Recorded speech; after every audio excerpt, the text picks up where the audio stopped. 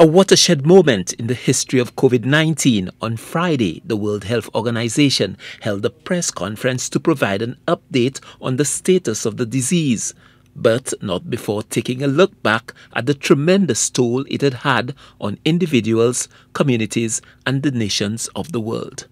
Almost 7 million deaths have been reported to WHO, but we know the toll is several times higher, at least 20 million. Health systems have been severely disrupted, with millions of people missing out on essential health services, including life-saving vaccinations for children. But COVID-19 has been so much more than a health crisis. It has caused severe economic upheaval, erasing trillions from GDP, disrupting travel and trade, shattering businesses, and plunging millions into poverty.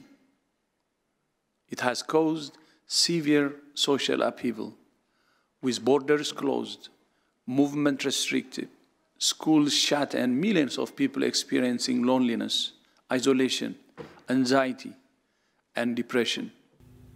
Acting on the advice of the Emergency Committee, the Director General of the World Health Organization, Dr. Tedros Ghebreyesus, says the decision to downgrade the status of COVID-19 was based on the data recently collected on the disease. For more than a year, the pandemic has been on a downward trend, with population immunity increasing from vaccination and infection, mortality decreasing, and the pressure on health systems easing.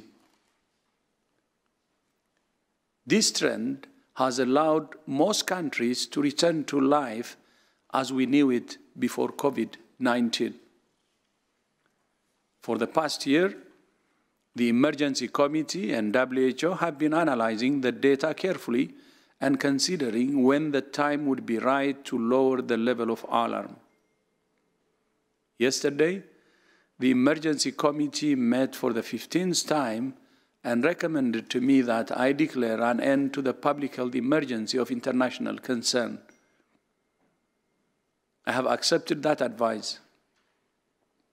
It's therefore with great hope that I declare COVID-19 over as a global health emergency. But what does this really mean, given COVID-19 continues to kill one person every 3 minutes? These are the reported cases only. Thousands the world over are in emergency care battling the disease, with the virus expected to continue to evolve, while millions are suffering with the lingering effects of COVID. The World Health Organization's Director General warns against countries using the news that COVID-19 is no longer a global health emergency. Here is what he says the new status means. What this news means is that it's time for countries to transition from emergency mode to managing COVID-19 alongside other infectious diseases.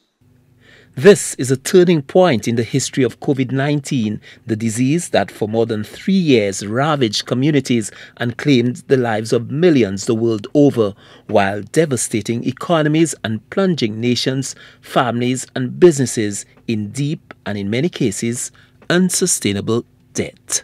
Stanley Lucian for the HGS News Force.